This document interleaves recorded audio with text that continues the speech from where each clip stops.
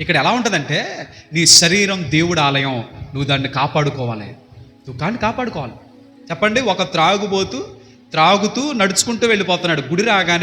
గుడి ముందుకి రాగానే వెంటనే ఏం చేస్తాడు తెలుసా? సీసా పక్కన పెట్టేస్తాడు. సైలెంట్కి ఇలా దండం పెట్టుకుని వెళ్ళిపోతాడు. ఒక సిగరెట్ తాగే వ్యక్తి గుడి ముందుకు రాగానే సిగరెట్ పక్కన పెట్టేసి వెళ్ళిపోతాడు. అది ఏ గుడైనా. దేవుడు ఏమన్నాడు తెలుసా? నీ దేహమే నా గుడి అన్నాడు. చెప్పండి, మన దేహం ఎవరంట? దేవుడి ఆలయం. దీన్ని మనం ఇక్కడ నుండి కాపాడుకోవాలండి. ఒక మాట చెప్తానండి, అది పెద్దలైనా చిన్నలైనా ఎవరైనా మన చూపులు పరిశుద్ధంగా ఉండాలి. ఎప్పుడు మన చూపులు పరిశుద్ధంగా ఉండాలి, మన తలంపులు పరిశుద్ధంగా ఉండాలి. మీరు మొదటి మాటే గుర్తుపెట్టుకోండి, ఏంటో తెలుసా? వాక్యం మీలోకి వెళ్తుంటే మన చూపులు పరిశుద్ధం అయిపోతాయి, మన తలంపులు పరిశుద్ధం అవుతాయి. మన శరీరాన్ని మనం కాపాడుకోగలుగుతాం, మన శరీరాన్ని మనం భద్రపరచుకోగలుగుతాం అండి. ఏమంటే నేను ఒక సంఘటన మీకు చెప్తాను. చాలా చోట్ల జరిగే ఒక పెద్ద పొరపాటు ఏంటంటే, సంఘాల్లో కూడా చాలామంది నచ్చినట్టు బ్రతుకుతున్నారండి. అలా బ్రతకడానికి వీలు లేదండి.